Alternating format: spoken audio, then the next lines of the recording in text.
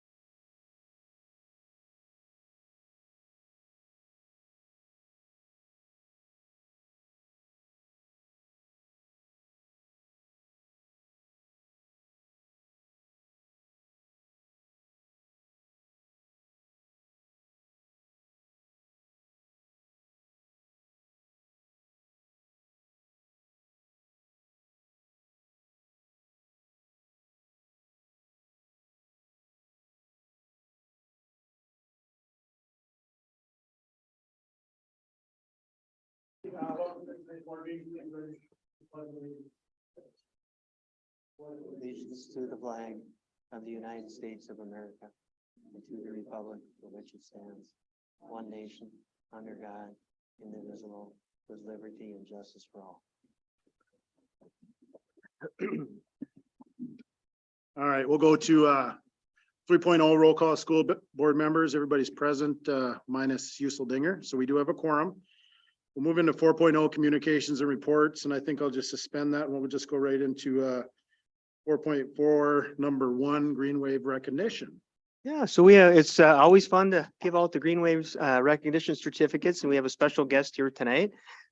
Excuse me, Tatum Spokley reached a career milestone with 1,000 career assists and helped lead the Green Wave volleyball team to a very impressive record and Section 8 AA runners up. So we'd like Mr. Koberinsky and Tatum to come on up, and we want to recognize her tonight. So for a big round of applause.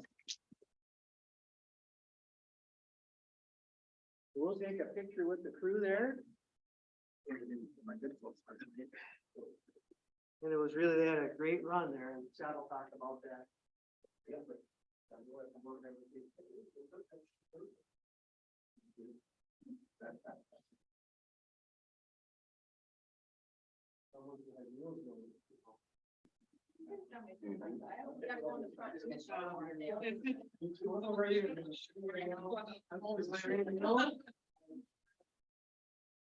Are you ready, everybody? Great job, Dave. Thank you.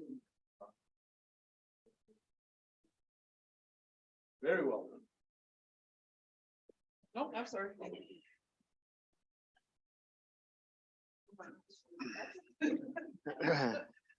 you want, And do you want me to go right into the audit and then go back? Or, yeah, I think, and Brian is on right now, so we can, the audit report, he'll give that. We don't have to approve it till district business, but since he's on, Brian, are you ready? Would you like to go right now? Yeah, that'd be great. how That'd be about it, awesome. Brian? And Nancy will be putting the information up, and then also you have it available in board book to review as well. So there we go. Go ahead, Brian. We'll turn it over to you. Okay, thank you very much. Good evening. Thank you for having me tonight to go over the audit summary for the most recent fiscal year ended June 30th, 2022. My name is Brian Stavanger, a partner with Hyde Bailey. I have presented this in the past, so if you are a continuing board member, good to see you again. This is going to be very similar to past presentations, a very high level summary of the audit results. But we added a little bit of flavor this year, a little bit of numbers to look into where we haven't done that in the past. So trying to just switch it up a little bit for you. I will go through this. I want this to be more of a facilitation, meaning if you have questions or comments, please just interrupt me. I will make sure to pause after each page or slide to make sure there's the opportunity for that. But if you've got something top of mind, feel free to interrupt me as I'm going through. So just a reminder on the second page, or maybe it's page 1, but after the cover page, and I'm talking about the executive summary. You probably have a few different documents that you've received, the full audited financial statements, which probably are getting close to 60 pages, if not more. There's also a letter to governance, which is about a 3 or 4 page document, just kind of extra stuff that we are required to disclose to you. And then what I will go through is the executive summary, just summarizing all of that. What do we have here? About 12 slides. So the top of the slide that I'm on right now is the timeline. So just to give you a reminder of the audit timeline, this is fairly standard. It was delayed a little bit this year in the reporting end of things, and I'll get into why, but mainly a new accounting standard that we all had to account for, and then we had to audit, and it just added about 10 to 12 days extra. So planning begins right near year end and right after year end. Field work, which is where we do the bulk of our work, was right at the end of August, early September, and then ultimately reporting done in November. Like I said, we typically get that done right about the 3rd week of October, a little bit of a delay this year, which I'll get into in a few slides. So the next slide, audit overview, really just a reminder of what we're doing. So we're looking at a lot of different things. We're following a lot of different standards that we need to follow. We're looking at just generally accepted auditing standards. We're looking at government auditing standards. That's more of a focus on internal controls and compliance in the government world, being a lot of public money. There's just more of an emphasis on, do you have adequate controls, and are you spending those dollars in compliance with the rules? We also do a separate audit just over the federal funds. So I'll highlight that in a few slides, but that's just federal funds. Also a focus on internal controls and compliance. The middle bullet there on this slide is the Minnesota Legal Compliance Audit Guide. So that's really looking at based on what the state auditor requests from us to look at. Are you following the bidding rules? Are you following the deposit and investment rules? Are there any conflicts of interest? If there are, how are those being handled? Issuing debt, issuing payments, following the school district accounting rules, and then there's some miscellaneous provisions. There's a lot of things that we're looking at in the annual audit. It's not just the numbers. There's a lot of compliance, a lot of internal controls. Ultimately, we're doing enough work to provide you reasonable assurance that your financial statements are free of material misstatement, which really means that the numbers in your financial statements are accurate. So the next slide, audit opinion. The end result of our audit, after we go through everything, really starting in June or July, going through November, is we're going to provide you our professional opinion on your financial statements. You received a clean audit opinion. That's what you've received historically. That really means that we had no modifications. We really didn't find anything that was not accurate. And based on our procedures, we were able to issue that clean, unmodified audit opinion. Any questions so far? I'll just pause briefly. Okay, all good so far. The next slide is looking at the audit of federal funds. So I talked about previously that there is really a separate audit focusing only on the federal funds that are spent. We're looking at internal controls and compliance. On the right-hand side of that slide, you'll see in fiscal year 22, expended just over 2.8 million in federal awards or federal funds. So again, we're focusing on that 2.8 million. You've got a much larger overall budget, but this is for federal government purposes. They require this to be done. Also received a clean, unmodified opinion when it comes to the federal audit. We didn't note any compliance issues. We didn't note any internal control issues. So regular audit, clean, unmodified opinion, federal audit, same thing. Reiterating, that's what you want. That's what you've received. Hopefully going forward, continue to receive those. Next slide is any findings. So we can always have a clean audit opinion, but still potentially have some findings to report to you.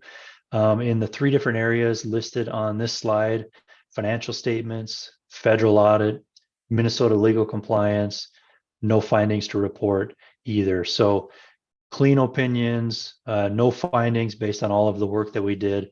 So overall, from your perspective, a very, very successful audit for the district for fiscal year 22. So we're going to get into some of the unique items this year, look at some numbers. So I'll pause again just to make sure that you have an opportunity to ask questions or make any comments. Okay, hearing none, we'll move on to the next slide. Trying to be very brief on this one, a lot of words.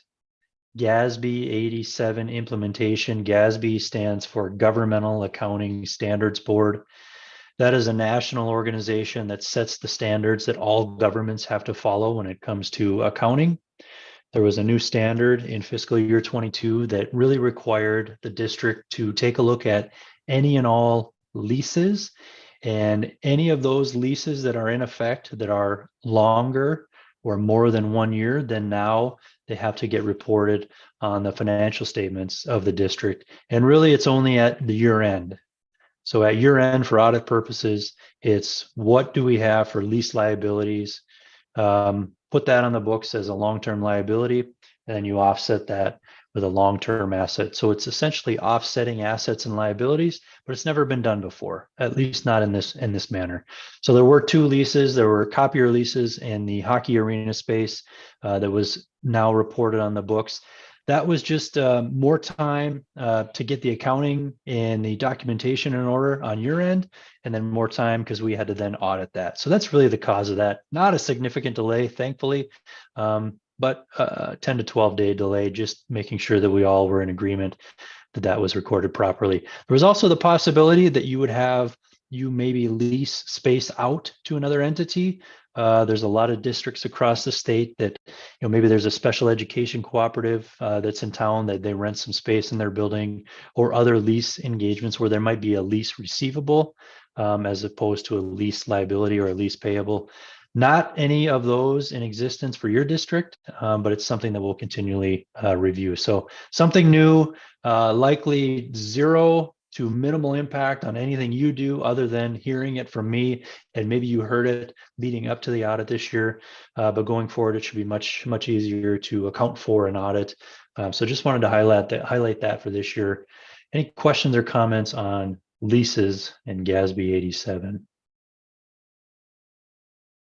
Okay, so the next slide and really the next few slides are going to be additional slides that we included in the executive summary this year. These have always been in the full audit. We've really just not highlighted anything from a numbers standpoint, received some feedback at the conclusion of the fiscal year 21 audit presentation and said, hey, it'd be nice to just give a high level overlook. Looking at general fund, budget to actual, what do we have for fund balances? So we've got about 3 slides here. The first 2 are really just information that we've pulled right out of the audit. I'm going to give a high level overview of this general fund budget to actual. A lot of numbers here, a lot of words. It's potentially very small for some people. It's pretty small for me, actually. So I'm going to try my best to just describe what it is and then high level kind of give you the results. And then we'll move on to the next slide. So this is looking at way back, probably in the spring of 2021, when you set your original general fund budget. That is represented in the first column of numbers called the original budget. Throughout the year, you have the opportunity to make amendments to that budget. Though that final amended budget is the second column, represented by final budget. And then the third column are the actual results within the general fund, actual revenues, actual expenditures, and then kind of the bottom line, what's the impact on the fund balance or the reserves. And then the far right column provides you an opportunity to see, well, how did the actual results come in compared to our final budgeted amounts? That far right column is really where I'm going to focus on, and I'm going to focus very high level on the totals. Total revenue, so that first section towards the top, take into account all the revenues. Far right column, you can see you actually took in more revenues than anticipated by about $917,401. That represents a 3.9% positive variance compared to budget. From a high level standpoint, as auditors, we're not really auditing, are you doing a good job budgeting? This is more of a, just general feedback from us and what gives us comfort. Generally, we're looking for on the revenue side, if you're within 5% of budget, we're going to say, give yourselves a pat on the back. The revenues are a little more unpredictable. You don't know exactly what's going to come in. You don't know the timing of when that's going to come in. If you look at the last couple of years and all the federal funds that are flowing through the different COVID programs, a lot of unpredictability there. So a wonderful job. You're within 5% and actually under 4% there on the total revenues. So a very good job from a budget to actual standpoint. On the expenditure side, it's really even better. But that expenditures, those are expanded more. There's a lot more information there. But if I focus on budget to actual, what are the results? You've got over a $24 million budget in your general fund, and you came in within $4,700 of that. That's hard to even compute out to a percentage. That's within 0.02%. You nailed that expenditure budget within your general fund. Generally, we'd like to see within 3%. Want you to be a little bit closer on your expenditures. Those are much more controllable by the district, a lot less unpredictability. Overall, though, a wonderful job. Revenues came in over budget. Expenditures were about right on budget. Very, very, very good job when you look at your budget to actual. As you continue on down that budget to actual, you had a transfer out of $110,000 to the community service fund in fiscal year 22. And then really continuing down, and it's hard when I don't have a visual to really point it out to you, but you essentially were able to increase your fund balance or reserves. Very, very bottom line in that actual column. So third column in from the third column in, very, very bottom line, your ending fund balance, $5,827,827. So about 5.8 million in general fund balance, which is really your reserves that you carry forward into the next fiscal year. Keep that in mind. We're going to look at that in more detail on the next slide, and then a little bit more high level in graph format on the slide following that. Okay, time for a pause. A lot of information there, a lot of thumbs up, very good job. But any questions on any of the budget to actual, any added comments on the budget to actual? Board members, questions for Brian? Job. Keep plugging away, Brian. Okay. Next slide, changes in fund balances. A lot of information here too. I'm not really going to have much commentary on here other than this is a great detailed look at what was our reserves or fund balances at the beginning of the year, far left column. And this is for everything district wide. You've got general fund reserves, food service, community service, building construction, debt service, the custodial fund, which is scholarships. You can see what did we have at the beginning of the year? What was the revenue that came in, the expenses that went out? Were there any transfers amongst these fund balance categories? And then really, what's our end of the year balance? Like I said, I'm not really going to get into this other than this is also in the full audit. If you read through that full audit, you can kind of get a better understanding of what happened, maybe why it happened. But really just wanted to point this out. It's a lot of good information out there on what do we really have at the end of the year and what was the activity throughout the year. Okay, the next slide, which is probably my favorite slide. It's first of all, it's a graph. I think we all like graphs a little bit better than just staring at numbers. But this gives you a good understanding of, okay, $5.8 million in the general fund balance. That's a high number. What does that really mean? Well, first of all, within that, there's some restricted fund balances. So the state of Minnesota gives you money every single year.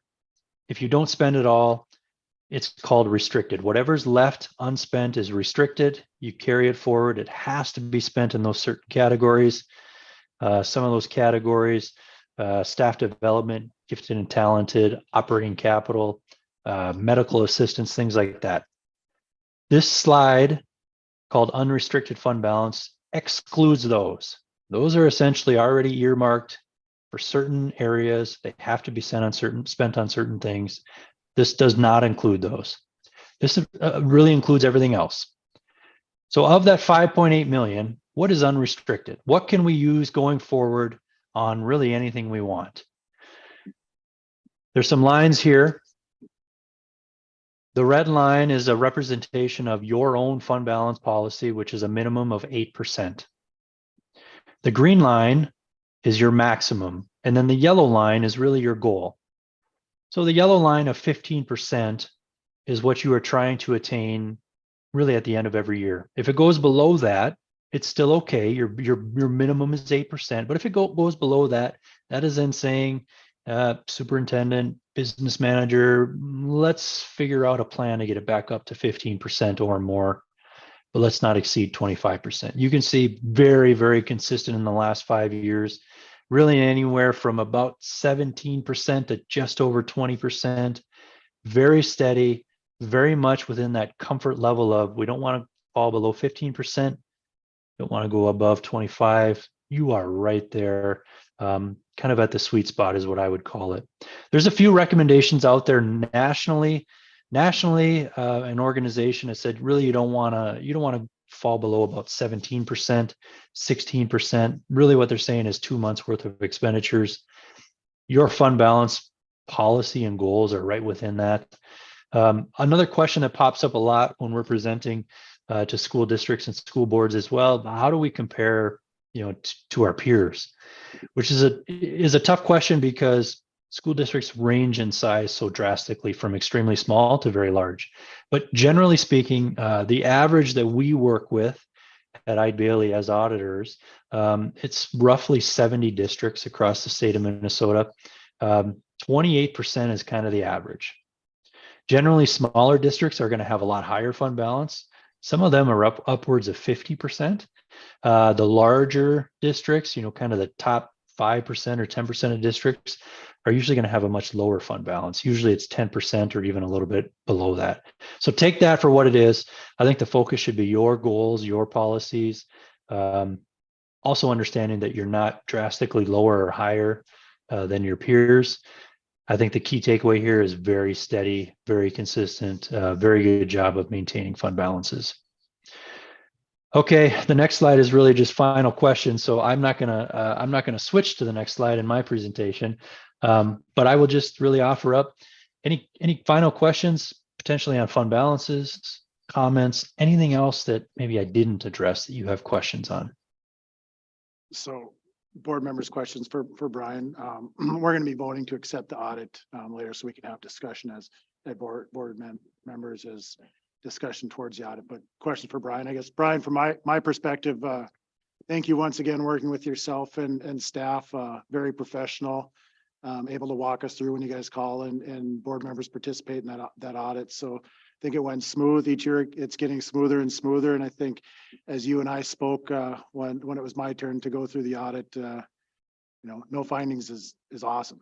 And we can go back probably 6-8 years when we had some different structure in our district. And I think each time we're tweaking it a little bit, and this is a wonderful audit. I mean, looks no different. It kind of mirrors last year's audit, and maybe I think the previous year, Mike, we might have had some management items on the audit, but we tweaked those. So I'm happy with it, and most certainly happy with you and your staff again. Very Thank you. professional and makes it easy for us to understand. So thank you. Board members, comments or questions for Brian? No, very thorough. Yep, Yeah, nice job explaining it. No findings are great. yeah. Appreciate it. Yeah, I think it went, I appreciate seeing all these different numbers and different breakdowns of it. You did a nice job explaining it, so thank you. Thank you. Thanks, Brian. Thanks. guys. Okay. All right. Appreciate the time. Enjoy the rest of your evening. Thank you. Thank you. Okay. Bye. All right, let me get back to where I was here. So let's go back to 4.0 communications and reports. Superintendent Colness, you want to do an enrollment update? Yeah, and this will definitely have an impact on the budget because we are down, and we predicted our student numbers would be down, but we've lost about 18 students since last month. And we're seeing a trend where we've lost some of our new to America families, and our EL numbers are down. It's concerning. We'll have to adjust. We're fortunate to have some federal funds that we can use to help backfill, as well as we do have a fund balance that we can use, but we're going to have to make adjustments in the future in order to, make sure that we are adjusting our staff to meet, the student enrollment. So we added staff when the numbers went up, and eventually we'll have to probably go in the other direction if unless we get some significant help from the state of Minnesota. And we'll see what happens down there in St. Paul now after the election. So we'll continue to monitor that. Finance report, I'm going to turn it over to Amanda. And I'd also like to thank Amanda and Carla and all of the office staff. They do a wonderful job, and I think that's something working with the auditor. I mean, and Amanda has extensive experience there, so they did a super job, and appreciate all of their efforts. All right, so on to October's numbers. I have a few different notes on the general fund. The only thing I really pointed out in the revenues is the property tax line revenue is down from the prior years, but that's really just a shift in where the money is, based off of the new levies that are, well, new, they take a while before they get to our books. So more money is going to our debt service fund to pay off those new bonds than going to our general fund. So it's just a change in coding rather than a change in how much revenue we're actually getting in total. And then our expenditures, I had a few notes, and some of them we probably talked about last month too. The supplies line item is down quite a bit. And that's last year we purchased textbooks, and then last year also some of our computer purchases were in those lines, whereas this year they're in the equipment line. So that kind of evens out there. Also in the equipment line, we're up from prior years, and part of that are those computers. And we also have some other things like the tables at CMS are in there, and then the new truck that we purchased. The other item I noted, that debt service line for 43,000. We didn't have anything there in the past. And that's actually that lease standard that he was talking about, GASB 87. It's just a change in coding. It used to be in a different spot, but now because of that standard, we have to code our payments differently. So just a change in where we'll see it on the report. And then on the smaller funds, the only note I wrote was the debt service fund. Our revenues are higher, but that is due to the tax levies. And then it also changes some of our state aids too. So some of the state aids will now be debt service rather than general fund, just to account for those debt service payments. And then on the treasurer's report, our cash position is up slightly from the prior year, but then nothing really stands out too large. I did notice after I printed this and put it in board book that percentage from MASLAP is wrong. It says 1.95%, but it's 2.99%. So we're actually getting quite a bit more interest in our MASLAP account. I wrote down last year in October, we got $117. This year we got 18,638. So that's nice to see that we're getting a little bit of interest on our monies where we hold most of our money. And that is all I had. Any questions? Awesome job, Amanda. Yeah, good work with the audit. Pretty much did a good job too. Thank you. I think Carla does a good job too. She's gone, but again, echoing what Mike and everybody else said, thank you guys. You spend a lot more time during the audit than the board members have to, so ours is a pretty simple half-hour phone call. But thanks for everything that you're doing. Let's see here, still on 4.0. Let's talk about truth and taxation. Mike? Yep. Yeah, just a reminder that the December 12th meeting that we can't start that portion of the meeting until 6 o'clock. So we can start the regular meeting at 5:30, but that truth and taxation component will have to start at 6 or later. Health insurance renewal, we're in the middle of a 2-year bid with Medica that we went there. And, it was a nice move last year, gave our staff more flexibility. The premiums were, lower than they were with PEEP. They did put in there was an 8.9% cap on premium increases for the second year. Well, we did get 8.9%. So that will kick in here January 1. Originally, they had given us a proposal where they had increased one of the plans by more than some of the other plans, and it was going to create like a 13% increase with one of the plans, but we were able to work with them and just make it 8.9 across the board. A high percentage of our staff members participate in the HSA plan, but just so you're aware that increase will kick in here in January. And just a fall activity summary. Scott is here tonight to, we've had a real busy and successful fall. It's been a lot of fun, but I'll let him step up to the mic there and just give a little summary on how things went, and appreciate him taking time tonight to be here.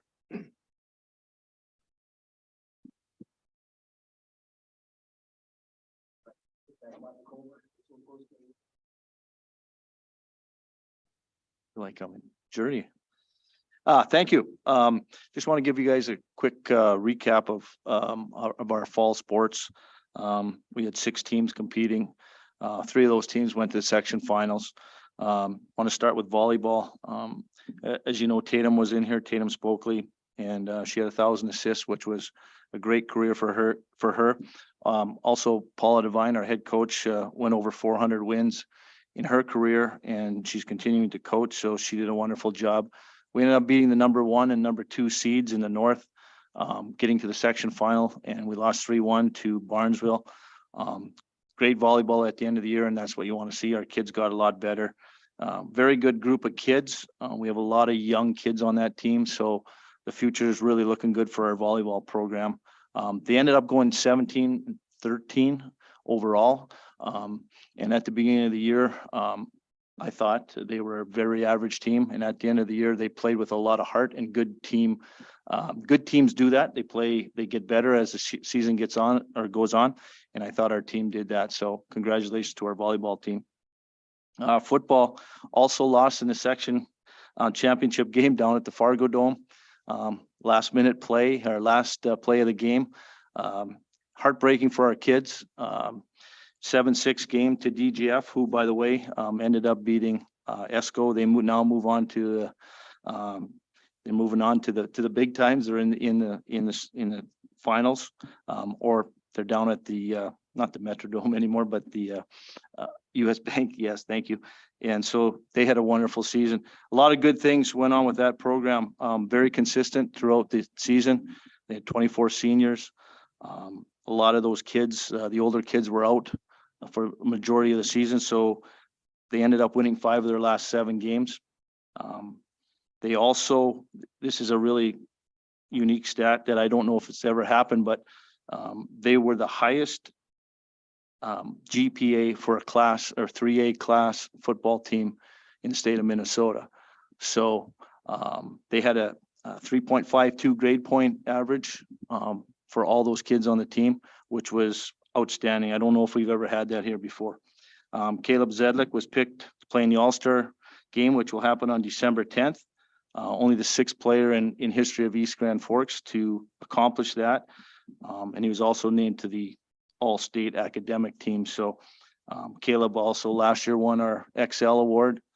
Just a tremendous young man. And so we're happy that he was part of our program. Girls soccer, 3rd team. They go to a section final, and what a great game that was. So it was probably the best game. I told Tom, best game that I've seen our team play in a lot of years. It was a great game. We ended up losing 1-0 to Alexandria. Ended up losing, I think it was 2 minutes and 48 seconds left in the game. Just a tremendous game, and our kids really battled hard. 14-3-1 was our overall record. Kara Ellis was up for Miss Soccer. She was also all-state player. But besides that, the majority of those kids are going to be back next year. Just a wonderful experience, and again, looking for great things from that team again next year. So those teams had great seasons. Cross country, the boys won 5 meets this year. They came in 2nd twice. They were the Northwest Conference champs. Finished 9th in section 2A, 8-2A, where there's a lot of big schools, and so they did very well. They also were, as a team, were on the academic gold team, which had a team average of over 3.75. So fantastic year by them. The girls, they also finished 3rd at the Northwest Conference meet, and they placed 12th at sections. They also had a very good year. Girls tennis, we had a lot of younger girls, only 4 seniors. We were 6-11 this year.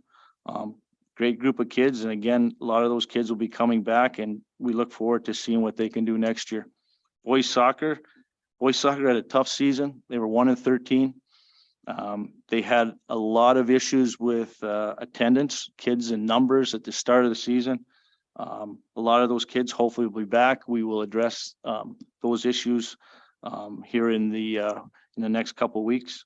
But we're hoping that those kids come back and we can raise our numbers with our boys soccer program.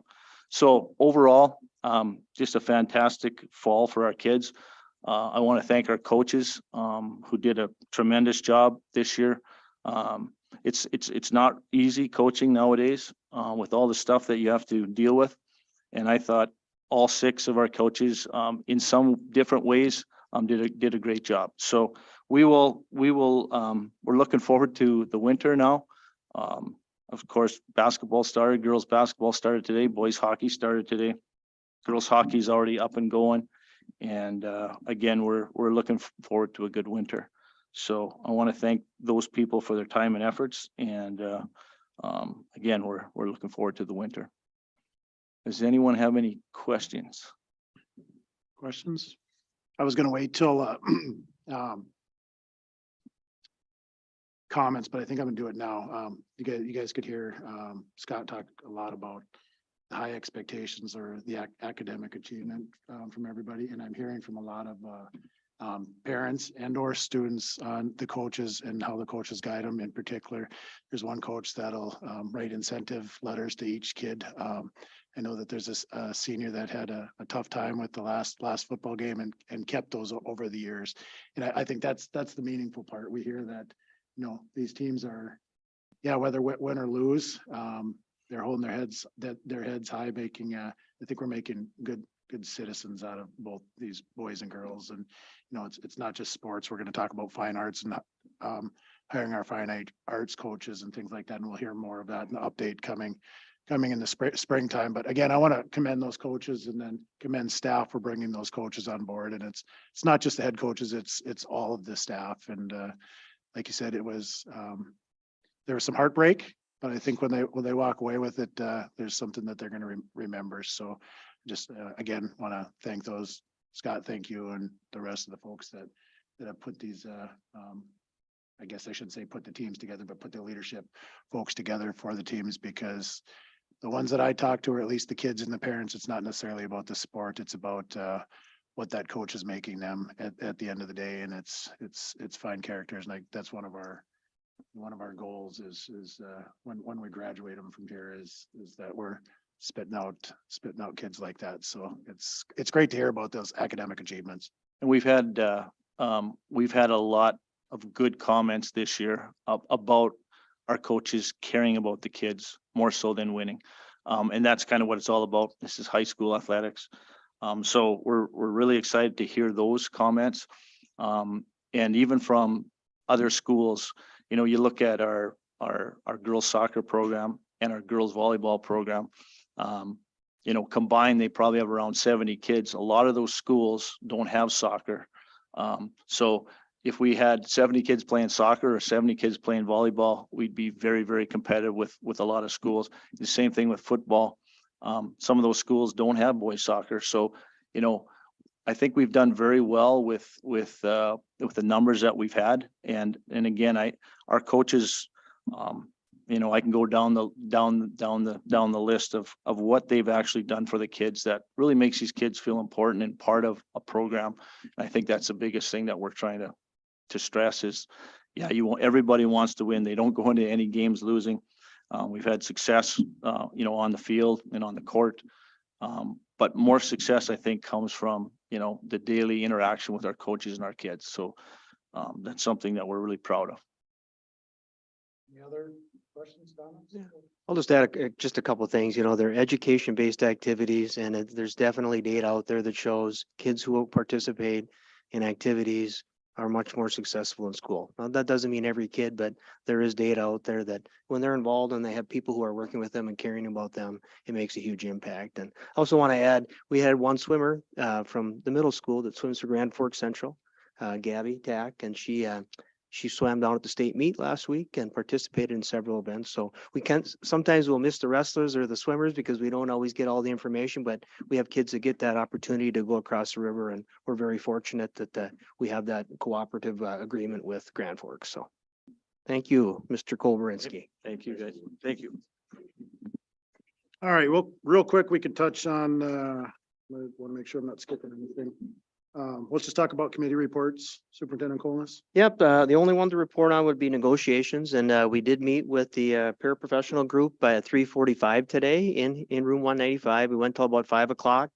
We're set to get back together here on November 22nd at 3:30. That's a Tuesday, and we have a tentative date also of the 28th.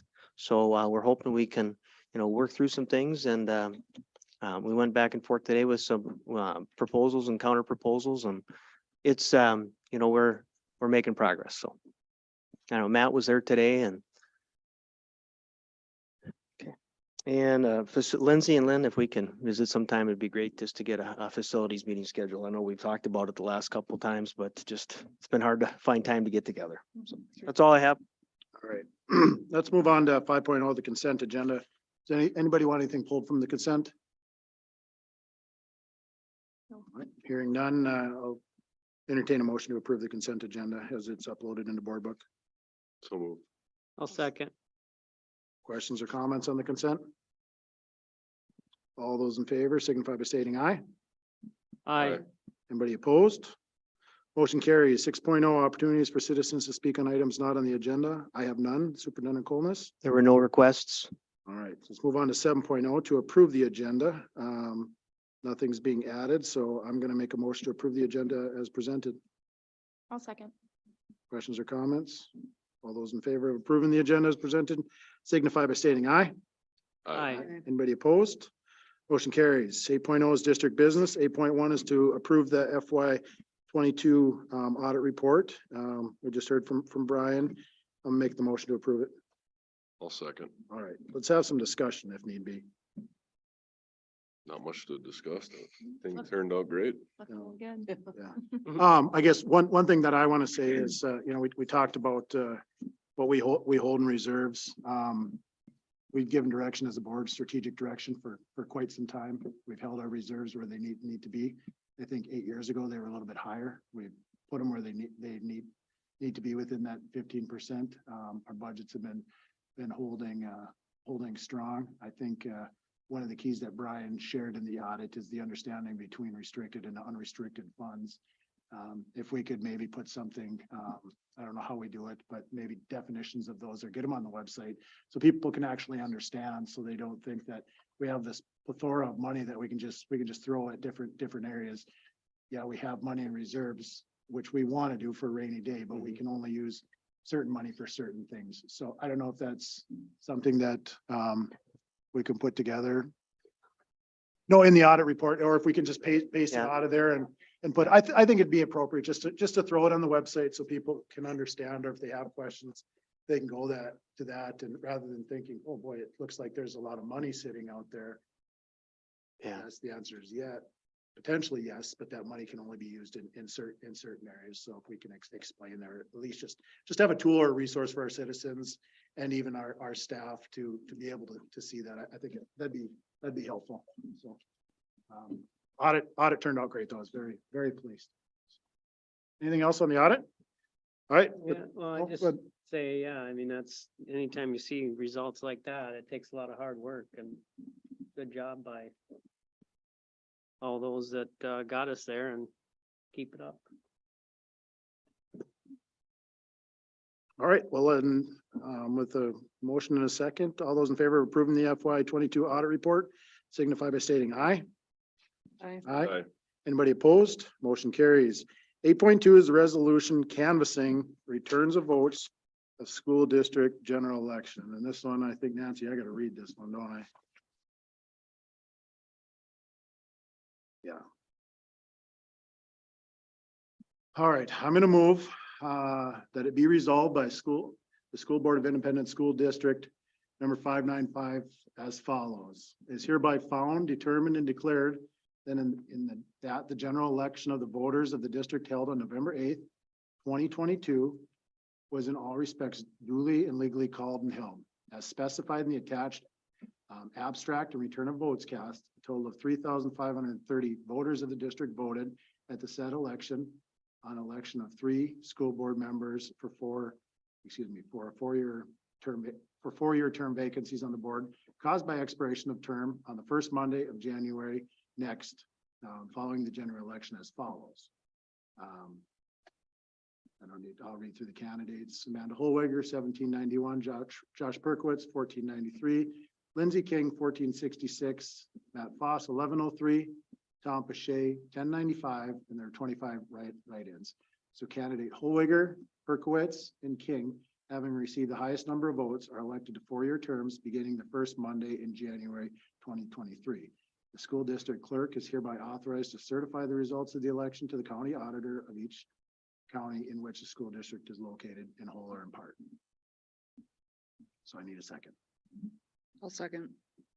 Okay, so you're gonna second the motion for the adoption of the foregoing resolution.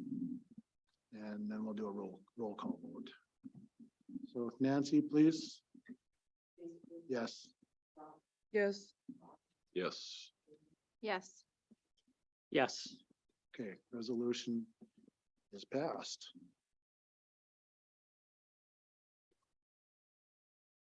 So I think Lindsay, you got to sign something and then you'll send them to the counties that the district's in, right? All right, let's move on to 8.3. That's a mandatory policy 722 update. It is in the superintendent's notes, but Superintendent Colness, go ahead. Yeah, basically MSBA did update policy 722. We just revised ours maybe a year ago, but they, because of all the data requests that are going on in certain districts across the state, they wanted to make sure that they had state statute. Really, they just embedded what's in state statute into that policy. And they recommended that districts adopt that so there's clarity as far as if we have data requests. So I'm recommending, and we don't have to do multiple readings on this. We can adopt it right away and move forward. All right, I'll entertain a motion. So moved. I'll second. Questions or discussion? All those in favor of the mandatory policy update for 722 signify by stating aye. Aye. Aye. Anybody opposed? Motion carries. 8.4 donation to the school district. I'll make a motion to approve the following donations to the East Grand Forks School District. Two donations, one from Northland Custom Woodworking to Central Middle School for tech ed of $500.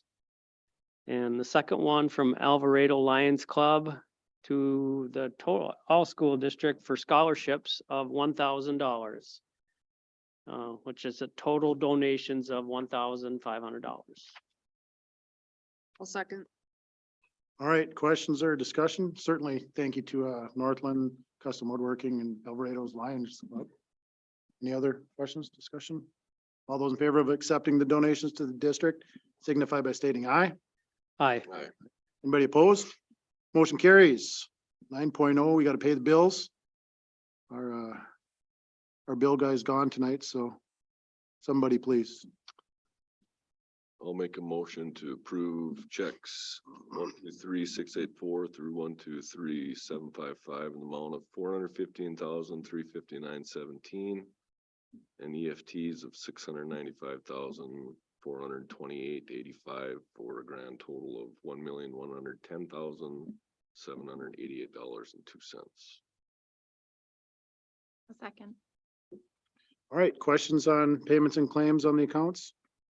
Okay, all those in favor of approving signify by stating aye. Aye. Anybody opposed? Motion carries. 10.0 board member comments. Lynn? It was good to hear about all the fall activities, so kudos to all those involved. And good luck to the winter activities that are forthcoming. That's all I have tonight. Tom? Me? Yep. Oh, yeah, no, I was gonna say that too, and so ditto to that. Yeah, it's anytime you see successes across your activities, like Mike said about it, kind of dictates into how they are in school too. And I know from this personally on our side of our kids, school's first and it shows and it's good to see that from all of our programs and seeing football to have that type of, with that many kids have that type of grade point average, that's outstanding. So, but again, great job with the audit and it's always impressive to see something like that. So that's all I got. Lindsay? Just a lot of the same, I guess. Congrats to all the fall athletics and the student athletes. Like Tom said, it's very impressive to hear those good GPAs and that they're, pretty well-rounded students, it sounds like. So congrats to all the fall activities and the coaches and the students and the parents and everybody who got that, all that work done. And yeah, again, the audit looked great. So that's all I have today. Yeah, thanks to everybody that worked on our budget. Mike, you're a big part of that too, so thank you. As a school board member, that's one of the biggest things why we're elected is to make sure the budget is correct, and it's good to hear that we fell into those numbers, so it's really nice to see. So congrats, Kober, on all the success and smart kids. Graduate, it's like a 2.6. Yeah. So yeah, that's all I got. The only thing that I have, Mike and I have been talking a little bit. New board members will get sworn in on January meeting. It's effective the first Monday, which I think that's what, January 2nd. We're gonna look at meeting times because the calendar doesn't get set for 2023 until that meeting. We're most likely not gonna have a quorum and not gonna be able to have a meeting till the latter part of January. But those newly elected officials, everybody will come on. Nancy will do work with them and get them all up to speed. But that first meeting may not, what was the date, Mike? The 12th or or the 9th, may not happen on the 9th, So we'll do 2 in January. one probably. Cause I won't have, there'll be other board members. We Gotcha. won't, we won't, I see what we you're, won't have officers, so we have to bring officers on and things like that. So I need Sure. to make sure that, it doesn't mean that it's gonna happen, but we need to make sure that we're gonna have a quorum for that organizational meeting. Yep. So that's the biggest thing, just FYI and for the new members as well. So you'll be brought on at the beginning, but it may not, we may actually not have the official meeting till latter part of January. So, but more to come on that. And, other than that, pleasantly pleased with that audit. I'm glad that we've made the switch. We had to, not saying that our other auditors did a bad job, but I think they fed into where we are now, and we're in a good place. So hopefully we can continue that with the budgeting process. And I think we got the right people in the right positions now. Where in the past we used to split positions, and for prior to some people being on this board, I don't know, what do we have, Mike? Do we have a part-time, I don't know, accountant / something, or just didn't work out? So I think we're taking great strides and moving in the right direction. So with that being said, the next regular meeting of the board scheduled for December 12th. Again, that'll start at 5:30. Depending on what's on the agenda, I'll entertain a motion to recess at 6. We'll do the truth and taxation meeting, and then we'll open the meeting back up if need be. But again, depending on what's on the agenda, we can certainly be done by then too. And just there are some fun activities going around the district. It's American Education Week, so you see some of our staff members around, just wish them a happy American Education Week.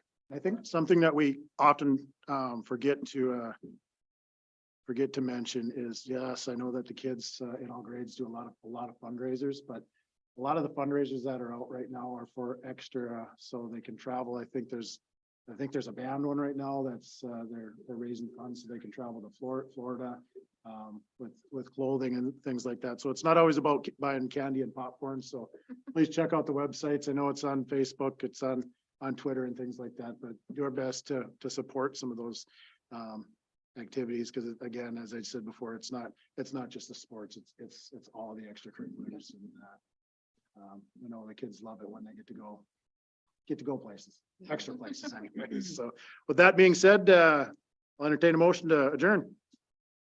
So moved. I'll second. Anybody want to talk about it? Not today. All right, all those in favor of adjourning signify by stating aye. Aye. Opposed? Meeting's adjourned. Thanks, everybody.